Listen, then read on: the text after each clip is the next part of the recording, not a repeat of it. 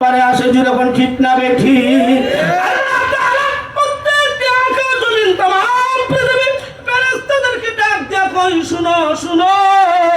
এই কুরআনের মহব্বত ভালোবাসা সাধারণ দুর্বল মানুষের অন্তরে নিবে গো কতদিন নিবে যতদিন নিঃশ্বাস অন্তরে থাকবে শ্বাস যতদিন থাকবে গো এতদিন যদি কুরআনের মহব্বত ভালোবাসা অন্তরে নিয়া তার কুরআন অনুযায়ী জিন্দেগি কুরআন অনুযায়ী বন্দেগি কুরআন যদি দুনিয়া কুরআন কিন্তু আখিরাত কুরআনের মহব্বত দুনিয়া কুরআনের মহব্বত কয়বার কুরআনের মহব্বত দুনিয়া কুরআন কিন্তু ভুল ছিরাত কুরআনের মহব্বত দুনিয়া কুরআন কিন্তু ভুল মিজান কুরআনের মহব্বত দুনিয়া কুরআন কিন্তু জাহান্নাম থেকে মুক্তি দিয়া জান্নাত পর্যন্ত পৌঁছাইয়া দিবে কুরআন কিন্তু ঈমানওয়ালা বানাইয়া দিবে কুরআন কিন্তু কালেমা নসিব করাইয়া দিবে কুরআন সুপারিশ করাইয়া ওই ব্যক্তিকে ঈমানওয়ালা জান্নাতি মেহমান ঘোষণা করে দিবে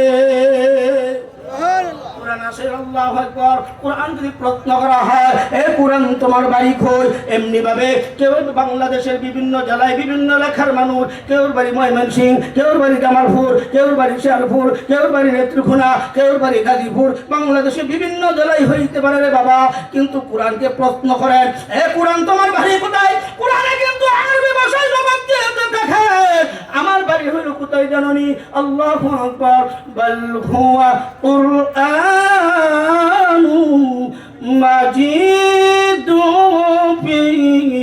লাওহিম